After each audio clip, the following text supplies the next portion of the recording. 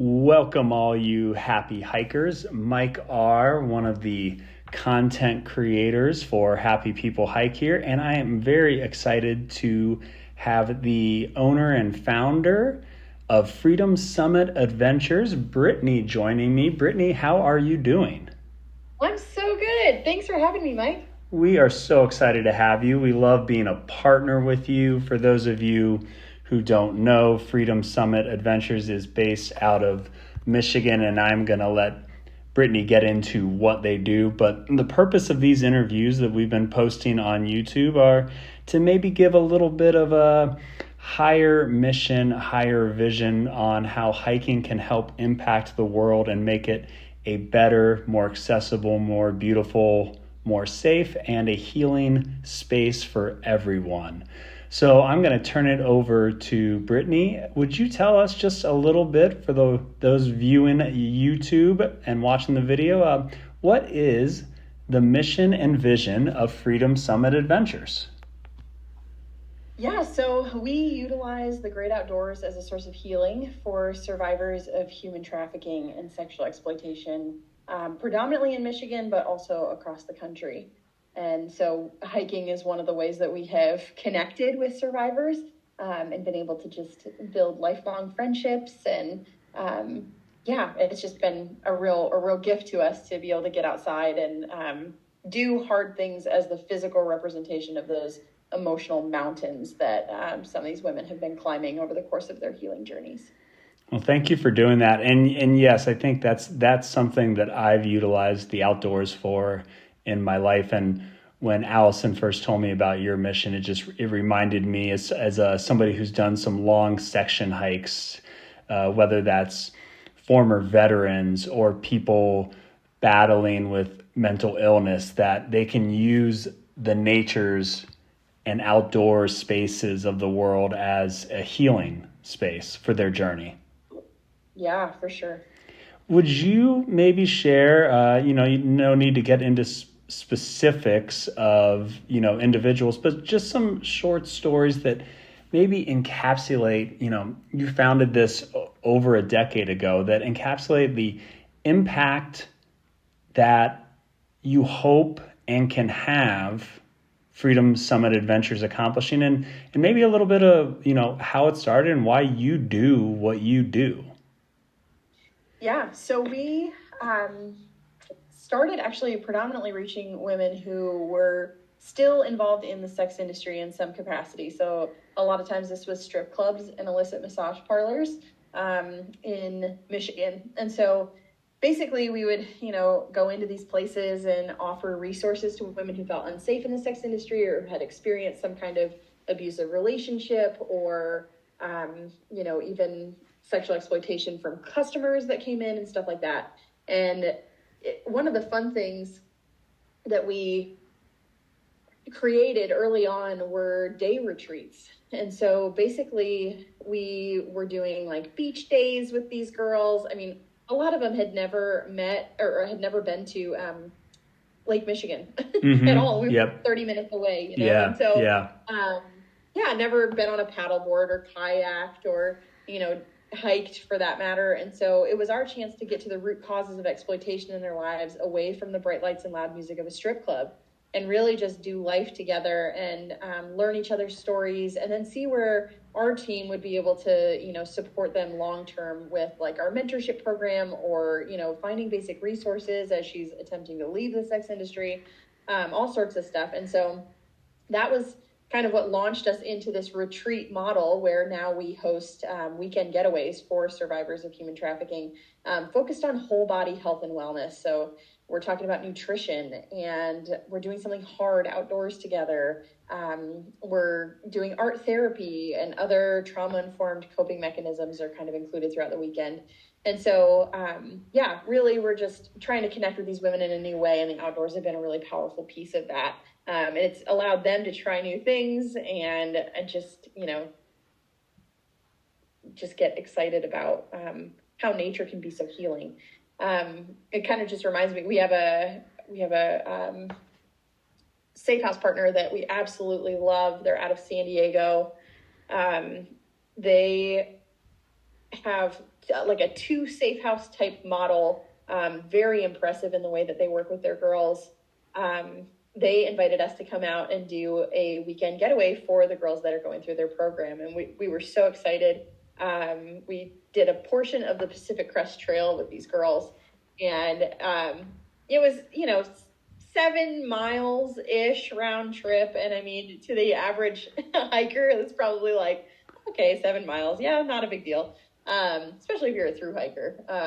But for these girls, 7 miles is a lot when, you've worked in your life. And so it was a struggle. I mean, some of the girls, we had one girl in particular, the entire way, was just like, absolutely not. I would like to meet you at the car. We were like, she's like, I will meet you. You guys go on ahead. I have no interest in completing this. And we were her biggest cheerleaders all the way to the end of this hike. And it ended at this really cool rock formation and just kind of overlooking this awesome valley. And she was just in tears when she got there. And she was like, I did this. Like, I accomplished this. And on the way back, she was like towards the beginning of the pack and all smiles, completely different girl. And it was really cute. The program director, she had each of the girls go around and say what their favorite part of the weekend was on Sunday. And not every, retreat ends this way. So it was kind of a special moment. But she's like, yeah, just open it up. Whoever wants to share what their favorite part of the weekend was. And this same girl stood up and she was like, I don't typically finish things that are hard. She's like, I don't have, a lot of experience with that. And, she's just leaving empowered basically to just kind of conquer those mountains in her life. And she kind of just was like, I feel like I can do anything now.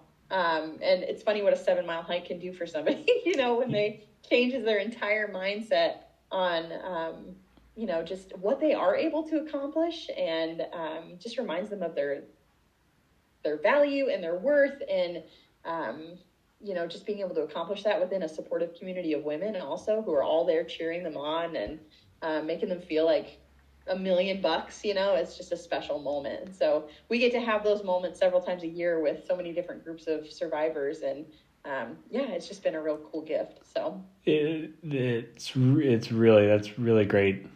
Thank you for sharing that. It reminds me, I am currently living in Tucson, Arizona. I've been section hiking the Arizona Trail.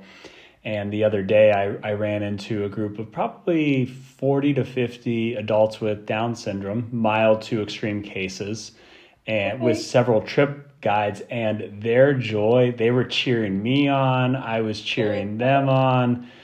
And I could see that sparkle and energy that they were getting from connecting with other hikers out there beyond their group that they mainly hang out with. And that was, there can't be too much access to under-resourced and marginalized groups to the outdoors. Yes, exactly. From a hiking standpoint, do you remember the section you did on the PCT by chance? Just from a little hiking nerd. We were in the Warner Springs area. Oh yeah, yep. So yeah, we have a good friend of mine also lives a nomadic lifestyle, but recently kind of settled down, put down some roots in California on a really cool retreat center. That is hoping to get actually more involved with equine therapy and also for survivors of human trafficking. And so anyway, she used to be on our outreach team in Grand Rapids, Michigan. And so when her husband and her left, she was like, hey, Britt, I've got this, space. I'd love to also connect with safe houses out here as well as in Michigan. What do you think about having a retreat? And so, they are in an awesome location. I can't remember how many acres they're on, but really cool glamping site. So the girls got to glamp for the first time. This coming weekend is actually our second retreat with them, which is really exciting. But Warner Springs is really beautiful, and we had a good time, and not too far from San Diego, so it was really approachable for the Yeah, that's really nice. There's the PCT kind of runs from the Mexico border as it runs up. If you're in San Diego or LA, it is pretty accessible distance-wise, but a lot of people that really could use the benefits of it aren't able to get out. So I'm really grateful for groups like yours to be able to do that. It was cool. So maybe, share, part of the flow of these series that we're trying to do is, could you share another hiking club or group or nonprofit, just maybe like a higher mission one that you love seeing do great work out there besides yourself? I really like Unlikely Hikers. Oh yes, I love them. I love them too. The work that they do, I feel like they just encapsulate a lot of what we do and that inclusion in the outdoors.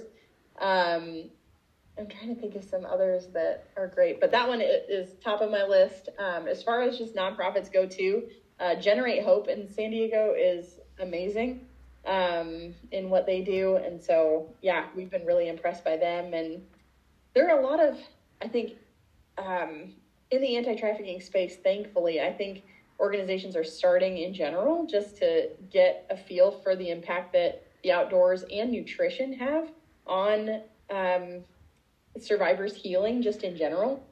I think there have been some missing components in that healing journey for a long time. And I mean, it's awesome to do, these trauma therapies because they're so necessary. The talk therapy, the, CBT, EMDR, all these other, complex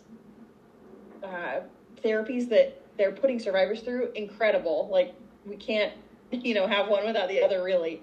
But also, if these girls are still eating Oreos and Red 40 because it's convenient, a lot of the milestones they're making in talk therapy aren't necessarily being translated because, they're eating depressants on a regular basis and stuff like that. And so it's been cool to see the switch within safe houses, particularly with trafficking survivors, on getting them outside and talking about, kind of lessening that gap between where our food comes from and, just learning more about what all of that looks like. So kind of a long-winded way to say that I've been really impressed over the last couple of years with safe houses in general. Just trying to lean into the outdoor space and also the nutrition space to just kind of give girls a well-rounded view of what healing looks like apart from just therapy. So that's great. Thank you for sharing. And we'll be a little about you for a minute. Aside from this mission that you're living, what is a favorite hike of yours, and one that maybe you would hope, if the world tilts your way, that you would get to experience someday? Yeah, that's a great question. Yeah, I'm a big hiker. I love hiking.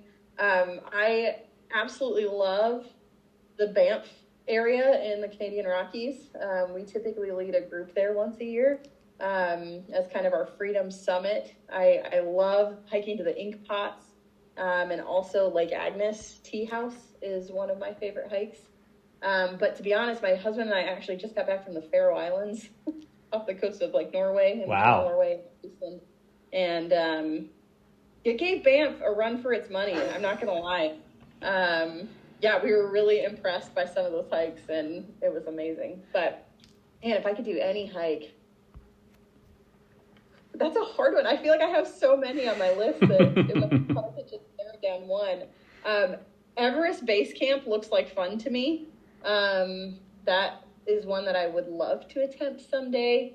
On a smaller scale, I heard that Canada just made a hiking trail all the way around Prince Edward Island, and you stay in bed and breakfast. This is all true because we did parts of it. We were when we section hiked the Appalachian Trail, we just kept going from Maine and spent about a month in Atlantic Canada. And we spent about 10 days in Prince Edward Island in our van, and we saw a lot of the trailheads, and like I did some runs on it. Yeah, it is there, and that would be a great circle to make, because that's a gorgeous place. It looks incredible. I grew up in Ottawa for a season, and I just have a deep love for Canada in general. But I've never been to the East Coast, only the West Coast. So yeah, that one really excites me. Also, we own a bed and breakfast. I don't know if I mentioned that, but we run it as a bed and breakfast for the public, but also use it as a retreat center for all of the survivors for 6 retreats a year here. Oh, and we hire survivors on our staff and provide sustainable employment, and then also act as like temporary shelter for girls as well. This is a recent development. We've only been innkeepers since September. It was Labor Day weekend when we took over this space, but yeah, we're on 3 acres now and have our own location. And so we're kind of like a for-profit business as well as a nonprofit now. But yeah, so that's a little piece of that as well, is I think wanting to be, the bed and breakfast. Yeah. It's just a part of us now. So That's great. You shared some great hikes, and in the comments on YouTube, we'll have the other nonprofits you named, some of these hiking trails. As someone who's explored a lot of the American Southwest and the Pacific Northwest, and even been so privileged to get to go to South America and Africa to hike, you just named a bunch of places I've never been or even really thought about going to hike. So thanks for the inspo just for me. no problem. So wrapping up, beyond, I know the normal buzzwords around nonprofits, spreading the word, donating, but like really what would help and what is supportive to help people get involved with growing the Freedom Summit Adventures mission? What are some actionable bite-sized nuggets people could take from this to support and enhance what you're up to? Yeah, honestly, the bed and breakfast piece is huge for us right now. Like having people come and stay and support us here at the inn is really exciting for us. And even just, following along on Instagram or, kind of helping us out with sharing some of the work that we do through Freedom Summit Adventures. We're called the Park Street Inn, and we actually do like monthly cooking classes, and we have a membership. It's $35 a month, and you get cooking classes and all of our recipes and travel inspo and just kind of innkeeper life as it is, with a bunch of like discounts as well included, and all of that goes right back into our mission. And so it's a tax deductible membership basically that we've created. So if anybody's interested in joining us for some cooking classes and getting a little bit hands-on in the kitchen, while also learning more about trafficking in the process, we'd love to have them. But yeah, I feel like those are two. Yeah, that's great. If you're in Michigan and you ever want to do some yard work or laundry, we would love to have you. It's a lot of upkeep. We've got 9 bedrooms and 9 bathrooms, and we're entering our busy season. So if anybody wants some manual labor in Michigan, come on over. Okay, my dog and I are on our way. Perfect. Yeah. My wife's always dreamed of living at an inn, so maybe this is our opportunity. I love it. Yeah, it's gorgeous. We're so blessed to be in the position that we're in. Oh my goodness, it's been a wild ride, and we're excited for summer because it's been a very slow winter. But yeah, we're excited to see what this place has in store. We've already hired 2 survivors on our staff, and we've acted as temporary housing for 3 more. So just the amount of things we've been able to accomplish in 8 months, just having our own space has been so nice. That's excellent. Well, we're going to wrap up this piece of the interview. Thank you so much for all that you're doing, all that you're sharing. And for those that want to learn more, happypeoplehike.com and then Freedom Summit Adventures. All the links of the places we talked about in this interview will be in the description and comments on YouTube. So happy hiking, friends. Brittany and Mike signing off, and we will see you very soon.